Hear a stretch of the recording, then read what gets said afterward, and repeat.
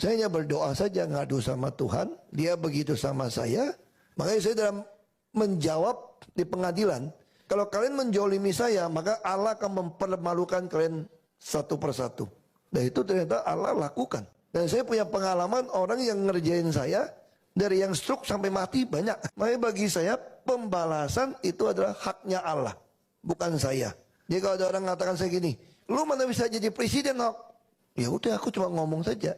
Kayak dulu sepupu saya bilang begini, itu Koko Ahok itu gila kali ya, mau jadi gubernur DKI. Ya saya cuma ngomong saja.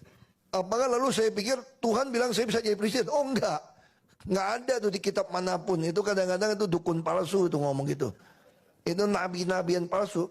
Emang Tuhan nggak bisa ngomong sama saya? Tuhan ngomong? Enggak. Baca Alkitab nggak ada ngomong. Saya pengen jadi presiden? Oh, iya dong. Kalau jadi politik kenapa nggak mau jadi presiden? Bisa jadi nggak? Nggak tahu. Makin orang nekan saya, makin mau potong saya supaya nggak jadi presiden, saya makin mau jadi presiden. Masa saya nggak boleh punya keinginan jadi presiden? Lalu orang marah. Ya marah, kamu urusan kamu lah. Aku nggak mau pusing. Kalau satu hari kita nggak bisa jadi presiden, kita mulai hitung-hitungan aja nih. Ngapain? Kita nggak punya hak yang sama. Nah sayangnya di antara kita, terutama orang turunan, nggak yakin dong nggak. Jadi yang paling sering marahin saya itu justru orang turunan Tionghoa dan Kristen, dianggap membahayakan orang Tionghoa. Saya kenapa disingkirkan? Kalau Ahok menang juga repot kita. Demo terus. Lu tangkap yang demo dong. Masa gua yang disingkirin?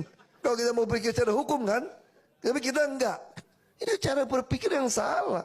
Tapi siapa yang mau ngubah ini semua? Ya kita, generasi berikutnya. Harus ada orang berani masuk jadi aparat yang lebih tegas. Bela kebenaran, keadilan, dan perikemanusiaan. Kan lucu kan? Yang demo dia kok. Yang marah dia kok gue yang disingkirin. Gue bingung. Dipaksain dia tersangka. Takut. Demo terus repot. Pengusaha Tionghoa juga marah sama saya. Kenapa marah? Lu kira demo-demo kita gak keluar duit untuk pengamanan? Wah, gara-gara lu ngabisin duit kita. Jadi intinya apa? Lebih baik lu gak usah jadi pejabat lagi deh. Udah, lu gak usah jadi lagi lah. Lu mau hidup tiap bulan berapa, kita patungan deh. Bila perlu lu keluar negeri deh. Pokoknya jangan gara-gara lu bikin kacau nih. Nah jadi saya katakan, ini soal keyakinan, kami tidak pernah balas. Baik lagi soal itu. Saya tidak pernah mau balas. Kalau dulu mungkin kita emosi ya. Saya belajar hadapin kasus demi kasus. Saya ditanya dari Romo. Ini mohon maaf, bukan mau ngabar Kristen ya. Saya ditanya dari Romo. Saya bukan Katolik, saya Protestan. Itu Uskup Agung jenguk saya. Dia tanya satu pertanyaan menarik. Pak Ahok kan orangnya emosional. Kenapa waktu hakim ketok palu yang tidak adil memutuskan sesuatu berbeda dengan tuntutan jaksa loh sebetulnya. Walaupun hakim berhak, betul Pak ya? Jadi hakim memutuskan sesuatu berbeda sama pasal tuntutan jaksa. Supaya apa? Supaya bisa langsung kurung saya. Kalau pakai tuntutan jaksa kan maksimal 4 tahun. Nggak bisa langsung tangkap saya. Harus tunggu inkra.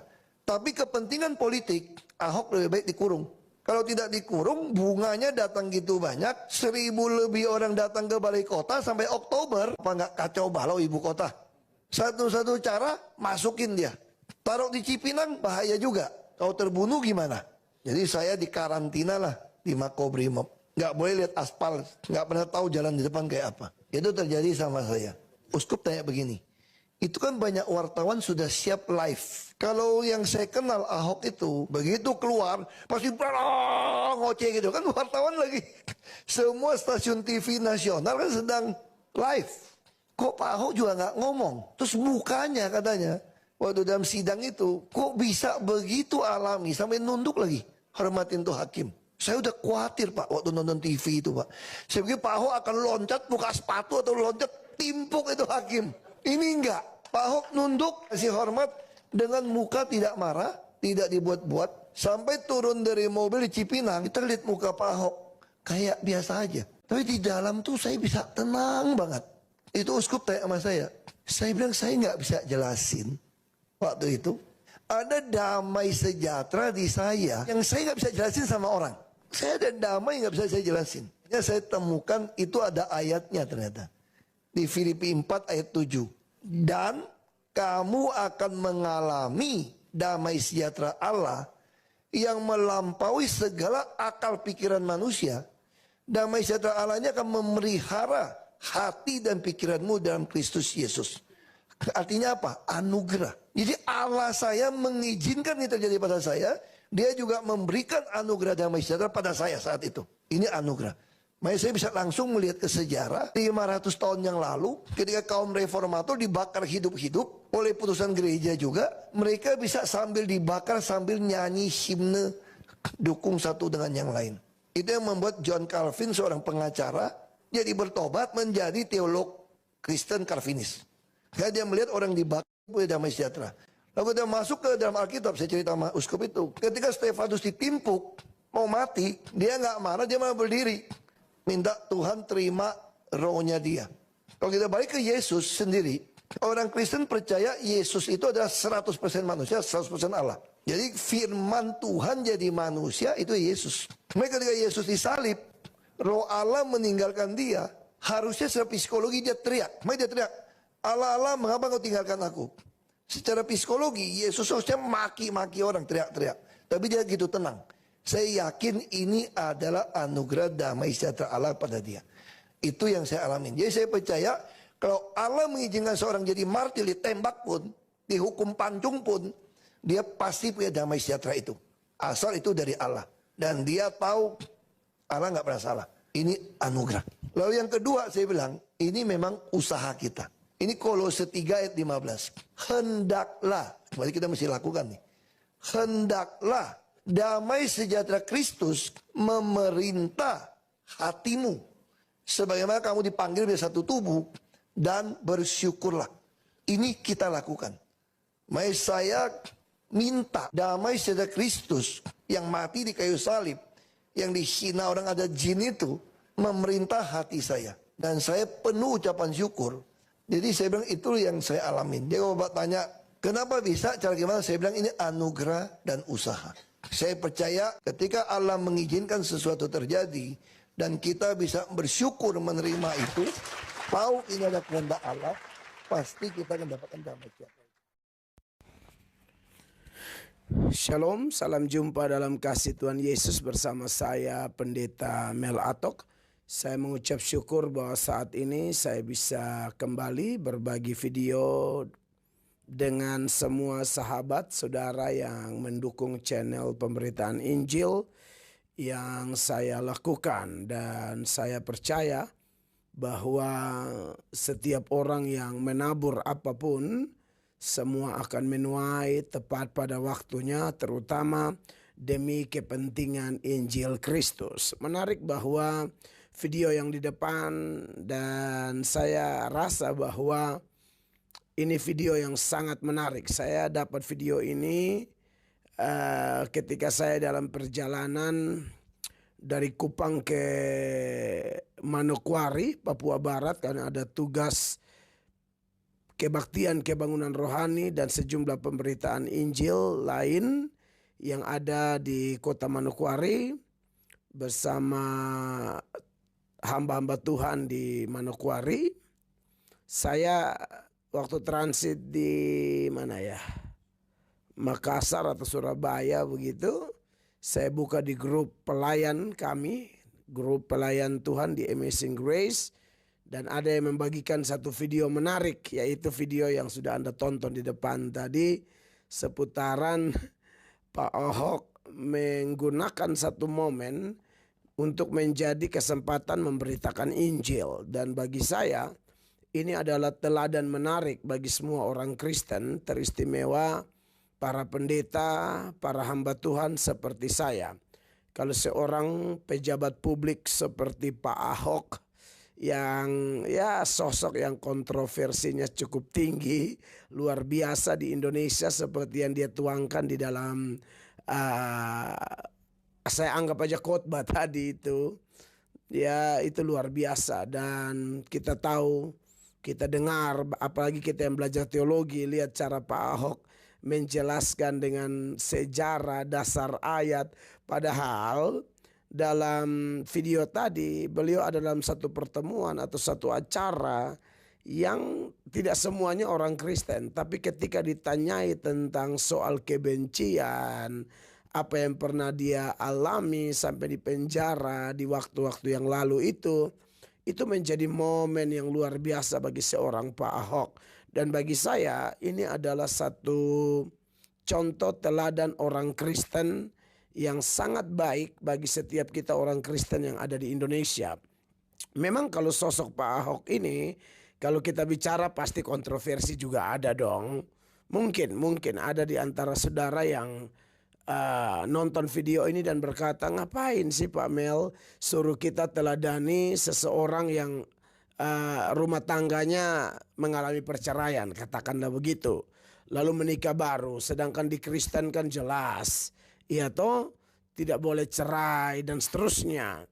Saya tidak masuk ke situ, saudara-saudara. Soal persoalan perceraian Pak Ahok ini kan sudah topik yang lama ya.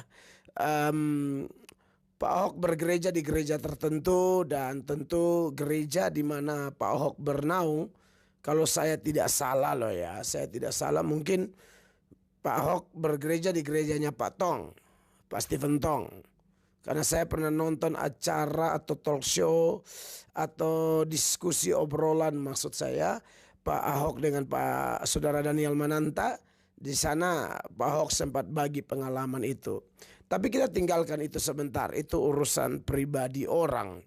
Tapi apakah andai kata ada orang yang katakanlah dia bercerai atau dia pernah selingkuh, dia pernah berzina, lalu dia bicara firman Allah, kita boleh dengar dia atau tidak? Ya, nah dari sini saya mau tekankan, sebenarnya kita tetap boleh mendengarkan dia. Katakanlah seorang yang sangat jahat lah, melanggar firman Allah, tapi di kemudian hari lalu ternyata dia berkhotbah, dia menyampaikan firman Allah.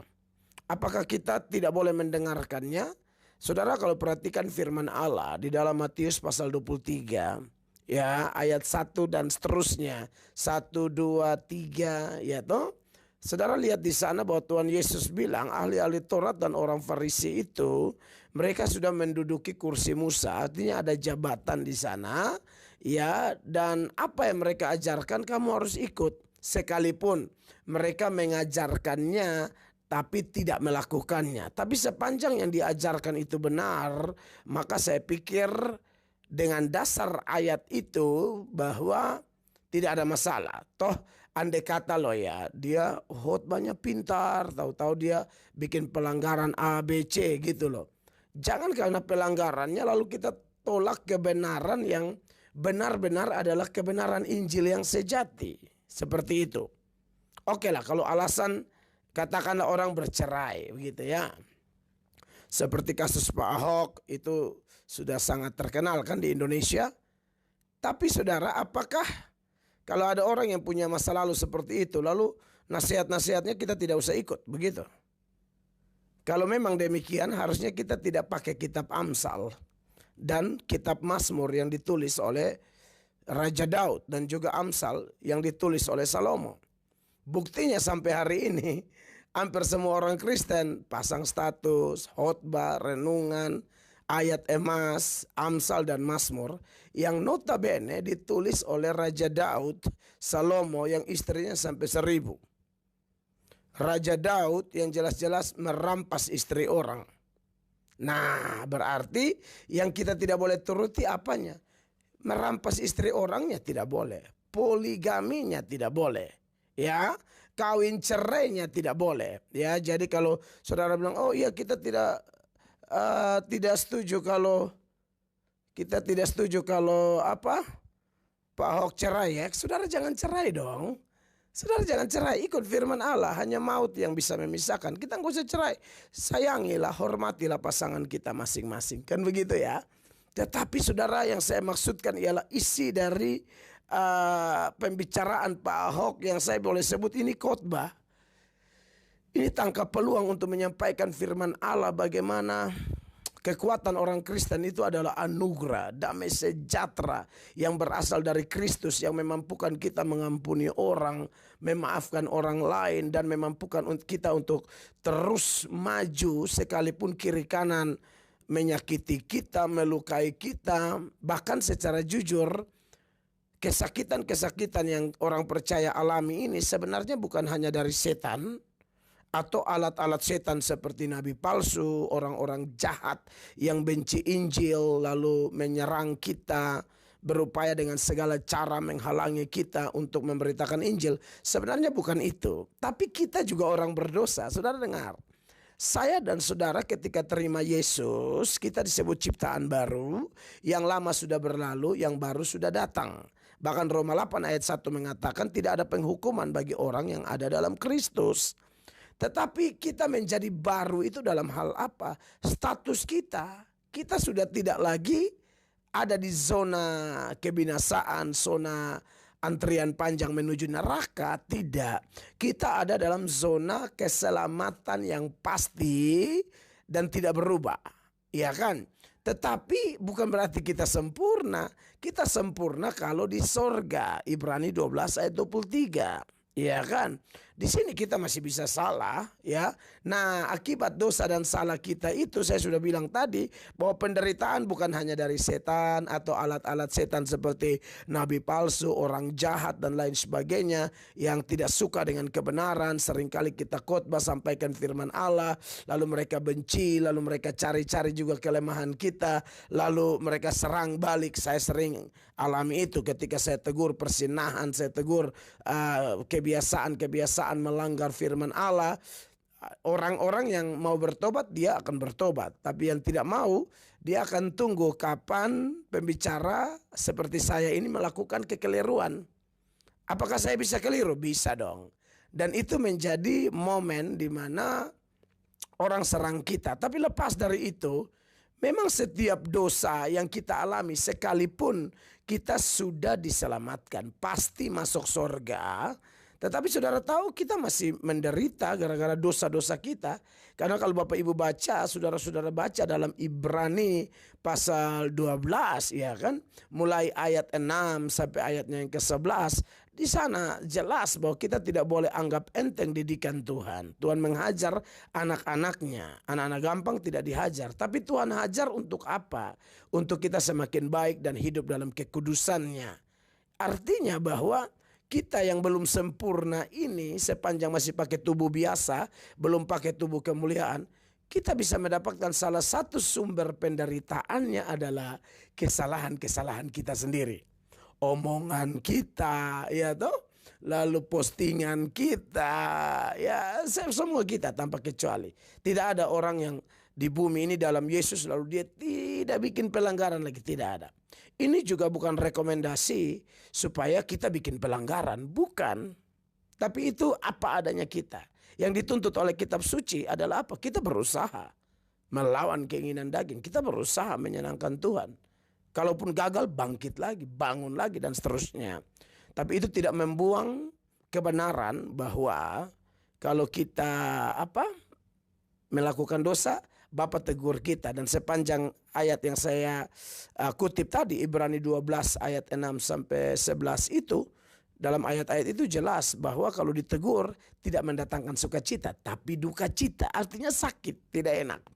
Ya, tapi tidak apa-apa, saudara-saudara, yang pasti bahwa di dunia kita masih mengalami itu. Pesan saya melalui respon saya terhadap video menarik Pak Ahok tadi, mengingatkan kita semua orang Kristen, kalau ada kekurangan, kelemahan, kesalahan masa lalu, bangkit. Kalau jatuh, bangkit lagi, ya. Jangan balas jahat dengan jahat. Kalau kita mengalami derita karena kesalahan kita sendiri, mengaku dosa, bertobat, berubah, maju dalam Tuhan. Maka dengan demikian, saudara-saudara, hidup kita akan terus menjadi berkat. Dan itu dimulai dengan kita sudah diberkati lebih dahulu. Saya Pendeta Mel Atau dari Manokwari, Papua Barat menyampaikan ini. Doakan saya biar pelayanan saya di Manokwari berkenan kepada Tuhan, menjadi berkat bagi banyak orang. Dan kalau sudah ada khotbah-khotbah saya di Manokwari yang sudah diambil, karena saya dapat kabar dari panitia itu akan di live di YouTube, nah tapi akan saya repost di channel saya ini. Terima kasih buat dukungan saudara-saudara sekalian. Sama-sama kita maju sekalipun kita punya kekurangan. Tubuh Kristus punya prinsip, aku akan bersuka cita dengan orang yang bersuka cita, aku akan menangis dengan orang yang menangis. Bersatu terus gereja Tuhan, maju bagi Indonesia, maju bagi kepentingan kerajaan Allah. God bless you all. Ya, itu dia sahabat channel TV Kabar Baik. Terima kasih sudah menonton video ini. Kiranya video ini boleh menguatkan kita. Video ini boleh memberikan kepada kita pembelajaran-pembelajaran penting. Bagaimana teman-teman Pak Ahok menceritakan pengalaman pribadinya ketika dia dizulimi, ya, dia tidak melawan, tapi dia menyerahkannya kepada Tuhan. Dan teman-teman, dia selalu mengalami damai sejahtera di tengah-tengah dia ada dalam tekanan pada waktu itu, teman-teman. Dan tentu teman-teman tidak heran, ya, akan kesaksian ini karena memang ini sudah terjadi. Namun luar biasanya Pak Ahok mengatakan bahwa orang-orang yang menjolimi dia tidak sedikit yang metong, tidak sedikit yang stroke, dan lain-lain sebagainya, teman-teman. Apakah ini secara kebetulan? Tentu tidak, karena Allah kita bukan Allah yang tidur. Dan pembalasan bukanlah hak kita sebagai manusia, namun pembalasan adalah hak Allah itu sendiri. Dan saya sangat suka dengan apa yang disampaikan oleh Pak Ahok tentang ayat yang mengatakan bahwa Allah turut bekerja mendatangkan kebaikan bagi mereka yang mengasihi Dia.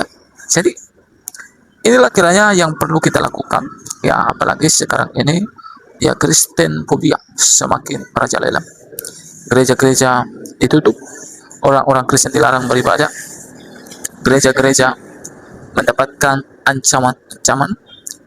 Namun biarlah kita tidak menjadi mundur dan tidak menjadi lemah, tapi biarlah kita semakin menyala-nyala, karena kita percaya bahwa tantangan ini pasti ada, tapi Tuhan kita adalah Tuhan yang hidup, ya.